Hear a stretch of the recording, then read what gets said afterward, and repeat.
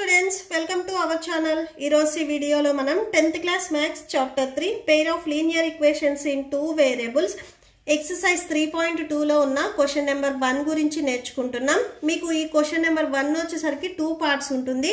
First part లో మీకు first, second and third bits ఉంటాయి. పార్ట్ 2 లో వచ్చేసరికి 4th, 5th, 6th బిట్స్ ఉంటాయి. మీకు పార్ట్ 2 వీడియో కూడా ఈ వీడియో లాస్ట్ లో మీకు డిస్ప్లే అవుతుంది, చెక్ చేసుకోవచ్చు. అండ్ ఈ total text book all chapters videos వచ్చేసరికి మీకు ఈ వీడియో లాస్ట్ లో ప్లేలిస్ట్ డిస్ప్లే అవుతుంది, చెక్ చేసుకోవచ్చు. సో ఫస్ట్ క్వశ్చన్ చూడండి. Solve the following pair of linear equations by substitution method. Substitution method వచ్చేసరికి మీకు ఆల్రెడీ ఎగ్జాంపుల్ 4 లో వచ్చింది అండ్ ఇక్కడ ఒకసారి మళ్ళీ చూద్దాము. సో చూడండి, ఫస్ట్ మీకు ఏవైతే ఈక్వేషన్స్ ఇచ్చారో వాటిని ఈక్వేషన్ నెంబర్ 1 అండ్ 2 అని నేమ్ ఇవ్వండి. ఫస్ట్ ఈ ఈక్వేషన్స్ లో మీరు ఈక్వేషన్ 1 అయినా కానీ ఈక్వేషన్ నెంబర్ 2 అయినా కానీ ఏదో ఒక ఈక్వేషన్ నుంచి ఎక్స్ వాల్యూని ఫస్ట్ సపరేట్ చేసుకొని రిమైనింగ్ ఏదైతే ఈక్వేషన్ ఉందో దాంట్లో మనం సబ్స్టిట్యూట్ చేసుకుంటాము. Okay, so first equation number 2 చూడండి. X minus y equal to 4. దీని నుంచి నేను ఎక్స్ వాల్యూని సపరేట్ చేసుకుంటున్నాను from equation 2. So equation number 2 నుంచి చూడండి, ఎక్స్ ఈక్వల్ టు 4, ఇక్కడ మైనస్ వై ఉంది, ఇది ట్రాన్స్పోజ్ చేసుకుంటే ప్లస్ వై అవుతుంది. సో అంటే మనకి ఎక్స్ వాల్యూ వచ్చేసరికి 4 ప్లస్ వై వచ్చింది. ఈ వాల్యూని మళ్ళీ మీరు ఈక్వేషన్ నెంబర్ 2 లో సబ్స్టిట్యూట్ చేయకూడదు, ఎందుకంటే ఇది ఆల్రెడీ మనం ఈక్వేషన్ నెంబర్ 2 నుంచి రాసాం కాబట్టి ఇంకొక రిమైనింగ్ ఏదైతే మీకు ఈక్వేషన్ ఉందో దాంట్లో సబ్స్టిట్యూట్ చేయాలి. అంటే ఈక్వేషన్ నెంబర్ 1 లో సబ్స్టిట్యూట్ చేయాలి. Okay, so put X value in equation 1. Equation number 1 లో సబ్స్టిట్యూట్ చేయండి. సో ఒకసారి ఈక్వేషన్ నెంబర్ 1 రాసుకోండి. X plus y equal to 14. Okay, so x place లో 4 ప్లస్ వై రాసుకుంటున్నారు. ఓన్లీ ఎక్స్ ప్లేస్ లో 4 ప్లస్ వై రాసుకుంటున్నారు. నెక్స్ట్ ఇంకొక వై ఉంది కదా, అది రాసేసుకోండి. Equal to 14. Y plus y add చేస్తున్నాం కాబట్టి 2y వస్తుంది. అండ్ ఇక్కడ మీకు 4 వచ్చేసరికి ప్లస్ లో ఉంది, ఇది ట్రాన్స్పోజ్ చేసుకుంటే మైనస్ లోకి వెళ్తుంది. సో 2y ఈక్వల్ టు 10 వస్తుంది. Next y equal to 10. ఈ yకి 2 అనేది మీకు మల్టిప్లికేషన్ లో ఉంది, ట్రాన్స్పోజ్ చేసుకుంటే డివిజన్ లోకి వస్తుంది. 2 1s 2 5s 10. So y value వచ్చేసరికి మీకు 5 వచ్చింది. నెక్స్ట్ ఈ y వాల్యూని మీరు ఈక్వేషన్ నెంబర్ 1 లో కానీ 2 లో కానీ ఆర్ దీనికి ఈక్వేషన్ నెంబర్ 3 ఇవ్వండి, దీనిలో కానీ మీరు సబ్స్టిట్యూట్ చేసుకుంటే x వాల్యూ వచ్చేస్తుంది. సో నేను ఈక్వేషన్ నెంబర్ 3 లో సబ్స్టిట్యూట్ చేస్తున్నాను. Put y value in equation 3. So ఒకసారి ఈక్వేషన్ నెంబర్ 3 రాసుకోండి. x equal to 4 plus y. Okay, so x equal to 4 plus y value మనకి ఇప్పుడు ఎంత వచ్చింది, 5 వచ్చింది. So x equal to 9. Okay, so మనకి x అండ్ y వాల్యూస్ వచ్చాయి. Substitution method అంటే వన్ ఈక్వేషన్ ని ఇంకొక ఈక్వేషన్ లో మనము సబ్స్టిట్యూట్ చేసుకొని అక్కడ వేరియబుల్స్ ఎక్స్ అండ్ వై కానీ ఎస్ అండ్ టీ కానీ వేరియబుల్స్ ఏవైతే ఇచ్చారో వాటి వాల్యూస్ ఫైండ్ అవుట్ చేసుకోవాలి. ఓకే, దీనికి మీరు చెక్ చేయాలి అంటే చెక్ చేసుకోండి. క్వశ్చన్ లో మీకు 2 ఈక్వేషన్స్ ఇచ్చారు, ఏదో ఒక 1 ఈక్వేషన్ ని తీసుకొని ఎక్స్ అండ్ వాల్యూస్ ని సబ్స్టిట్యూట్ చేస్తే మీకు ఎల్హెచ్ఎస్ అండ్ ఆర్హెచ్ఎస్ ఈక్వల్ వచ్చాయా లేదనేది చెక్ చేసుకోండి. ఓకే, సో నేను ఈక్వేషన్ 1 తీసుకుంటున్నాను. X plus y equal to 14 ఇచ్చారు. ఎక్స్ వాల్యూ ఇప్పుడు మనం సాల్వ్ చేస్తే 9 వచ్చింది, వై వాల్యూ 5 వచ్చింది. That equal to 14. ఇక్కడ రైట్ సైడ్ లో 14 ఉంది. 9 ప్లస్ 5 అంటే 14. 14 equal to 14. LHS and RHS రెండు వచ్చేసరికి మనకి ఈక్వల్గా వచ్చాయి, బోత్ ఆర్ ఈక్వల్ కాబట్టి సో మన సొల్యూషన్ అనేది కరెక్ట్ అవుతుంది. Okay, so next second bit చూద్దాం. సో నెక్స్ట్ సెకండ్ బిట్ చూడండి. S minus t equal to 3 ఇచ్చారు అండ్ ఇక్కడ మీకు ఫ్రాక్షన్ లో ఇచ్చారు. ఫస్ట్ ఏదైతే ఇచ్చారో దీన్ని ఈక్వేషన్ నెంబర్ 1 అని తీసుకోండి. ఈ ఫ్రాక్షన్స్ లో ఇచ్చింది మనం నార్మల్ ఈక్వేషన్ కి కన్వర్ట్ చేసుకుంటాము, అంటే మనం ఎల్సిఎం చేస్తాం. 3 and 2 కి మీకు ఏ టేబుల్లో డివైడ్ అవ్వవు కాబట్టి మల్టిప్లై చేయండి. సో మల్టిప్లై చేస్తే ఎల్సిఎం 6 వస్తుంది. నెక్స్ట్ ఇక్కడ ఎస్ ఉంది కదా, 3కి ఏ నెంబర్ మల్టిప్లై చేస్తే 6 వస్తుంది, 2. అంటే ఆర్ ఇక్కడ మీరు క్రాస్ మల్టిప్లికేషన్ చేసుకోవచ్చు. 2 into s 2s plus 3 into t 3t equal to 6. Right side లో మీకు ఆల్రెడీ 6 ఉంది, అది రాసుకోండి.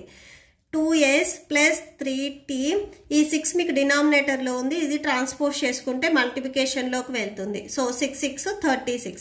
ఇప్పుడు దీనికి ఈక్వేషన్ నెంబర్ 2 ఇవ్వండి.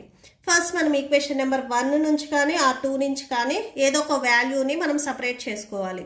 సో నేను ఎస్ వాల్యూని సపరేట్ చేసుకుంటున్నాను. సో చూడండి, first from equation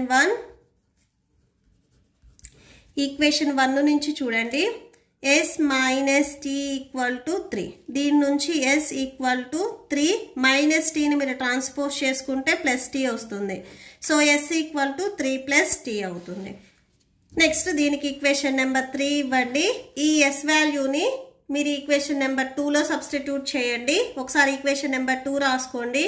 2s plus 3t equal to 36. 2 into s value 3 plus t and plus 3t ఉంది కదా కంటిన్యూషన్, అది రాసుకోండి. That equal to 36. సో 3 2s 6 plus 2 into t 2t plus 3t equal to 36. So ఇక్కడ టీస్ని first add చేయండి. 2 plus 3 అంటే 5, tea కాబట్టి 5t వస్తుంది. దట్ ఈక్వల్ టు 36 ప్లస్ 6ని మీరు ట్రాన్స్పోజ్ చేసుకుంటే మైనస్ 6 అవుతుంది. 5t ఈక్వల్ టు 36లో నుంచి 6ని మీరు సబ్ట్రాక్షన్ చేయండి, 30 వస్తుంది. t ఈక్వల్ టు, సో ఈ టీకి 5 మీకు మల్టిప్లికేషన్లో ఉంది, సో ట్రాన్స్పోజ్ చేసుకుంటే డివిజన్లోకి వస్తుంది. సో టీ 30/5 అవుతుంది. క్యాన్సిల్ చేయండి. 5 1s 5 6 30. సో టీ వాల్యూ వచ్చేసరికి మీకు 6 వచ్చింది. ఈ టీ వాల్యూని మీరు ఇక్కడ ఈక్వేషన్ నెంబర్ 3లో సబ్స్టిట్యూట్ చేస్తే ఎస్ వాల్యూ వస్తుంది. So put t value in equation 3. Okay, so ఒకసారి ఈక్వేషన్ 3 రాసుకోండి. s equal to 3 plus t, s equal to 3 plus t value 6, s equal to 6 plus 3 అంటే 9 వస్తుంది. s వాల్యూ 9 వచ్చింది, tea value 6 వచ్చింది. మీరు check కావాలి అంటే రాసుకోండి, లేకపోతే లీవ్ చేయండి. చెక్, సో చెక్ వచ్చేసరికి మీకు క్వశ్చన్లో ఏవైతే 2 ఈక్వేషన్స్ ఇచ్చారో ఈ 2 ఈక్వేషన్స్లో మీరు ఏదో ఒక ఈక్వేషన్ అనేది తీసుకోవచ్చు. ఓకే, సో నేను ఫస్ట్ ఈక్వేషన్ తీసుకుంటున్నాను. s minus t equal to 3. So s value ఇక్కడ మీకు 9 వచ్చింది, minus t value 6 and equal to right సైడ్లో 3 ఉంది, 3 రాసుకోండి. 9 మైనస్ 6 అంటే 3, 3 equal to 3. LHS and RHS both are equal వచ్చాయి కాబట్టి సో మీరు ఫైండ్ అవుట్ చేసింది correct. Okay, so that's it. Next third bit చూద్దాం. నెక్స్ట్ థర్డ్ బిట్ చూడండి. సో ఫస్ట్ వన్కి ఈక్వేషన్ నెంబర్ 1 అండ్ ఈ సెకండ్ వన్కి ఈక్వేషన్ నెంబర్ 2 ఇవ్వండి. సేమ్ ఫస్ట్ ఈక్వేషన్ తీసుకొని ఫస్ట్ ఎక్స్ని సపరేట్ చేసేసుకోండి. From equation 1 3x minus y equal to 3. 3x equal to minus y మీరు ట్రాన్స్పోజ్ చేసుకుంటే ప్లస్ y అవుతుంది. So x equal to 3 plus y, ఇక్కడ xకి 3 మల్టిప్లికేషన్లో ఉంది, ఇటు సైడ్ వస్తే డివిజన్లోకి వస్తుంది. x వాల్యూ 3 ప్లస్ y/3 వచ్చింది. ఈ x వాల్యూని మీరు ఈక్వేషన్ నెంబర్ 2లో సబ్స్టిట్యూట్ చేయండి. Put x value in equation 2. Equation number 2లో సబ్స్టిట్యూట్ చేస్తే ఒకసారి ఈక్వేషన్ నెంబర్ 2 రాయండి. 9x minus 3y equal to 9. So 9 into x value 3 plus y/3 minus 3y equal to 9. Next so 3 1s 3 3s 9. So 3 into 3 plus y minus 3y equal to 9. 3 3s 9 plus 3 into y 3y minus 3y equal to 9. So ఇక్కడ plus 3y and minus 3y cancel అయిపోయి 9 equal to 9 వచ్చింది. ఇక్కడ మీకు x and y values ఏమీ రాలేదు, so 9 equal to 9 వచ్చింది. ఇక్కడ మీరు ఈక్వేషన్ అబ్జర్వ్ చేస్తున్నా కానీ ఈ 2 ఈక్వేషన్స్ అనేవి సేమ్ ఉన్నాయి చూడండి. ఈ ఫస్ట్ ఈక్వేషన్ని మీరు 3తో మల్టిప్లై చేసినట్లయితే 3 3s 9, 3 into y 3y minus ఉంది minus 3 3s 9. So first equation and second equation same ఉన్నాయి కాబట్టి మీకు కన్ఫర్మ్గా అవి కోఇన్సిడెంటల్ లైన్స్ అవుతాయి. ఇదే మీరు ఎగ్జాంపుల్ 6లో కూడా చేశారు. ఎగ్జాంపుల్ 6లో కూడా సేమ్ ఇలానే మీకు 2 నెంబర్స్ అంటే LHS అండ్ RHS అనేవి ఈక్వల్గా వచ్చాయి. ఈక్వల్గా వస్తే వాటికి మనకి ఇన్ఫైనైట్లీ మెనీ సొల్యూషన్స్ ఉంటాయి. సో ఇక్కడ లాస్ట్లో మీరు ఏం రాసుకుంటారంటే so these linear equations can represent coincidental lines, they have infinitely many solutions. Okay, so that's it. ఈ ప్రాబ్లంతో ఈ వీడియో కంప్లీట్ అయింది. మీకు ఈ వీడియో నచ్చితే ప్లీజ్ లైక్ చేయండి, మీ ఫ్రెండ్స్కి షేర్ చేయండి అండ్ మన ఛానల్ని సబ్స్క్రైబ్ చేసుకోండి. ఈ వీడియో లాస్ట్లో మీకు ఇదే క్వశ్చన్కి పార్ట్ 2 వీడియో కంటిన్యూ అవుతుంది, చెక్ చేసుకోవచ్చు. Thank you and thanks for watching.